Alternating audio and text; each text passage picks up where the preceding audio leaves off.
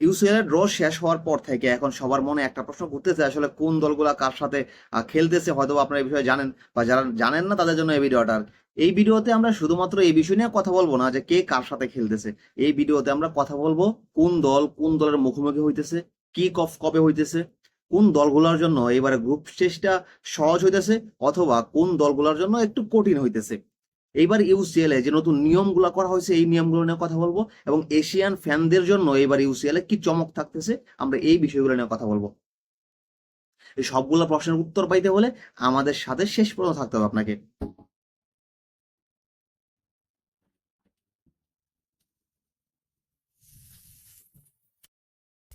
ড্রতে total 4টা পট আলাদা করা হয়েছে, প্রত্যেকটা পটে 8টা করে টিম আছে, টোটাল 32টা টিম নিয়ে এবার ইউসিএল সাজানো হয়েছে। এবার নিয়মটা কিছুটা এরকম করা হয়েছে যে একটা পটের 8টা টিমের ড্র করা হবে, যেখানে অপোনেন্টটা কম্পিউটার থেকে নির্ধারণ করা হবে যে এই টিমের অপোনেন্ট কে হইতেছে, যেখানে প্রত্যেক পট থেকে 2টা করে টিম থাকবে, টোটাল 8টা টিমের সাথে খেলবে এক একটা টিম।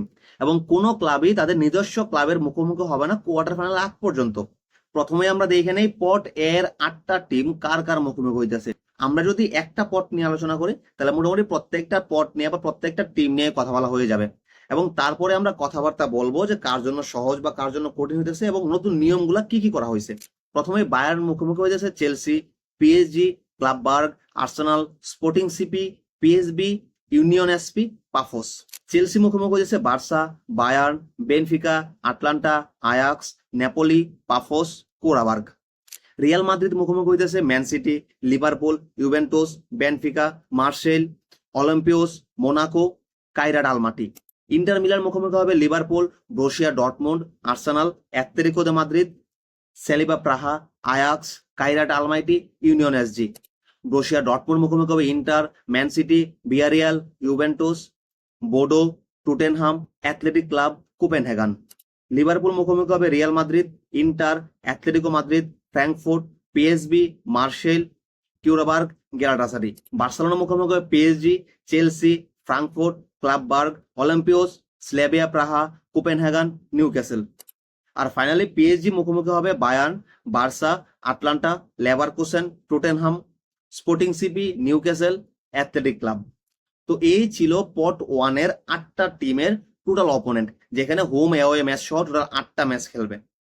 এবং এবার ইউসিএল এর কিক অফ হইতেছে 16 সেপ্টেম্বর 2025। আমরা যদি এখন কথা বলি যে এইবারের ইউসিএল এর গ্রুপ স্টেজটা কার জন্য কিরকম হইতেছে, প্রথমে যদি কথা বলি বায়ার্ন নিয়ে, বায়ার্নের মোটামুটি শক্তিশালী অপোনেন্ট বলতে গেলে Chelsea, PSG, Arsenal, Sporting CP বলতে পারেন আপনি। এবং এর মাঝে মোটামুটি ভালোই ফাইট দিবে চেলসি, পিএসজি, আর্সেনাল। যদি চেলসির কথা বলি তাহলে শক্ত অপোনেন্ট বলতে গেলে বার্সা আছে, Bayern, Benfica, Atlanta, Napoli, Ajax.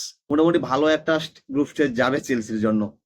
যদি কথা বলি আমাদের চির প্রতিদ্বন্দ্বী রিয়াল মাদ্রিদে নিয়ে, রিয়াল মাদ্রিদ মুখোমুখি হবে ম্যান সিটির, যেটা আসলে এখন অবধারিত হয়ে গেছে। ইউসিএল মানে রিয়াল মাদ্রিদ ম্যান সিটির ম্যাচ। আমি জানি না গত কয়েকবার ধরে ম্যান সিটি আসলে ভুগতেছে মাদ্রিদের সাথে, এইবার কি পেপ গার্দিওলা ভালো ফাইট দিতে পারে কিনা বা ভালো একটা কামব্যাক করতে পারে কিনা।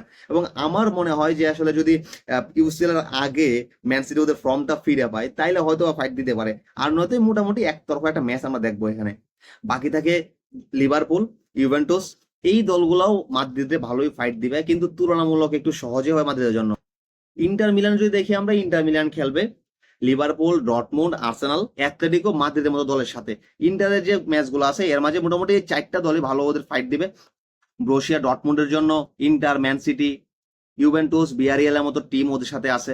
লিভারপুল যে ফর্মে আছে যে কোনো ক্লাবের সাথে ওরা এখন ভালো একটা ফাইট দেওয়ার মতো অবস্থায় আছে।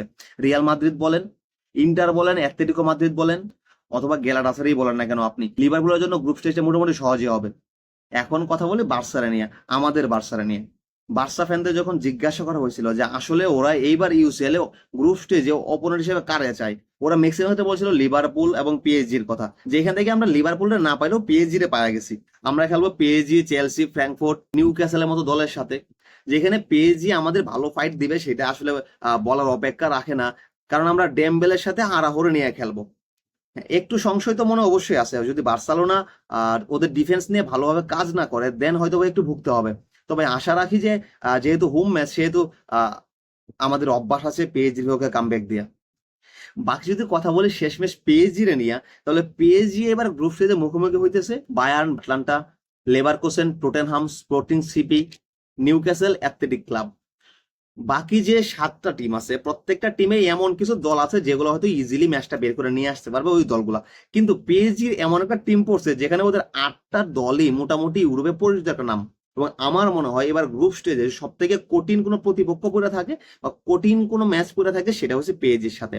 মাত্র কদিন হয়েছে ওরা ফিফা ক্লাব ওয়ার্ল্ড কাপ হাইরে আসছে, ইউসিএল জিতে আসছে। তো লাস্ট ইউসিএল জিতার পরে ওদের যে কনফিডেন্স বুস্ট হয়েছে, এইটা কি এই ইউসিএল ধরে রাখতে পারে কিনা, ওই নার্ভটা কি ধরে রাখতে পারে কিনা ইউসিএল এবং এই দলগুলোর সাথে ভালো কিছু করতে পারে কিনা, এইটাই আসলে দেখার বিষয়।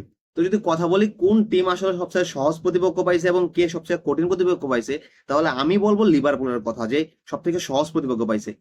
আপনি ভাবতেছেন যে সব থেকে সহজ কেন বলতেছি, ওদের ম্যাচ পড়ছে রিয়াল মাদ্রিদের সাথে। হ্যাঁ, আপনি যদি দেখেন লিভারপুলের সাথে ফাইট দেওয়ার মতো ওদের পটে কয়েকটা টিম আছে মাত্র, রিয়াল মাদ্রিদ, ইন্টার আর অ্যাটলেটিকো মাদ্রিদের কথা আপনি বলতে পারেন। এছাড়া বাকি যে টিমগুলো আছে ওই টিমগুলো মোটামুটি সহজ আছে। আর সব থেকে কঠিন প্রতিপক্ষের কথা বলি তাহলে অবশ্যই পিএসজি, এখানে আর কারো কথা আমার মাথায় আসতেছে না। তো এই ছিল মোটামুটি ইউসিএল এর ড্র নিয়ে কথাবার্তা। আমরা যদি কথা বলি ইউসিএল এর নতুন নিয়ম নিয়ে, তাহলে এইবার ইউসিএল এ আমরা কোনো প্রকার বাড়তি সময় দেখতে পারবো না, যেটাকে আমরা বলতাম যে আসলে এক্সট্রা টাইম ম্যাচ যদি 90 মিনিটে এবং লস টাইমের ভিতরে কোনো প্রকার ফলাফল না আসতো, তাহলে ওই ম্যাচটাতে আরো আধা ঘন্টা সময় বাড়ানো হইতো নক আউট স্টেজে গিয়া। কিন্তু এইবার আমরা এরকম কোনো বাড়তি সময় দেখতে পারবো না। যদি লস টাইমের ভিতরে কোনো ফলাফল না আসে তাহলে সরাসরি পেনাল্টি শুট আউট দেখতে পারবো আমরা। এরপর যদি কথা বলি শীর্ষ 8 দলের যে নিয়মটা আছে, নিজস্ব ঘরোয়া লিগে যে টপ 8 দল আছে সিজন শেষ হওয়ার পরে, এই দলগুলা তাদের নকআউট স্টেজে গিয়া যে সেকেন্ড লেগ গুলো আছে এগুলো তাদের হোম গ্রাউন্ডে খেলতে পারবে। এরপর যদি কথা বলি একই দেশের কোনো ক্লাব তাদের নিজস্ব ক্লাবের সাথে নকআউটের আগে কোনো ম্যাচ খেলবে না। আর যেটা নিয়ে কথা বলছিলাম যে এশিয়ান ফ্যানদের জন্য এইবার ইউসিএল একটা চমক আছে, সেই চমকটা হলো এশিয়ান ফ্যান বেস বাড়ানোর জন্য হয়তো বাবা যে কোনো কারণেই প্রতিপক্ষ এবার ওদের ম্যাচগুলা 3 ঘন্টা সময় আগায় নিয়ে আসছে। মানে যে ম্যাচগুলা আমরা রাত 1টা বাজে দেখতাম সেই ম্যাচগুলা এখন আমরা রাত 10টা বাজে দেখতে পারবো।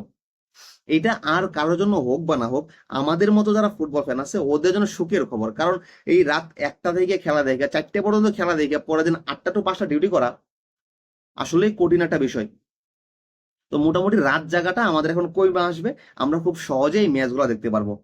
তো এই ছিল টোটাল এই ভিডিওর কথাবার্তা। এই পর্যন্ত দেখার জন্য ধন্যবাদ। যদি আপনি আমাদের ভিডিওটা ইউটিউবে দেখে থাকেন তাহলে এরকম ভিডিও পাওয়ার জন্য সাবস্ক্রাইব করে রাখতে পারেন। আর যদি আমাদের ভিডিওটা আপনি ফেসবুকে দেখে থাকেন তাহলে আমাদের পেজটা ফলো করে রাখতে পারেন। ধন্যবাদ, ভালো থাকবেন, সুস্থ থাকবেন।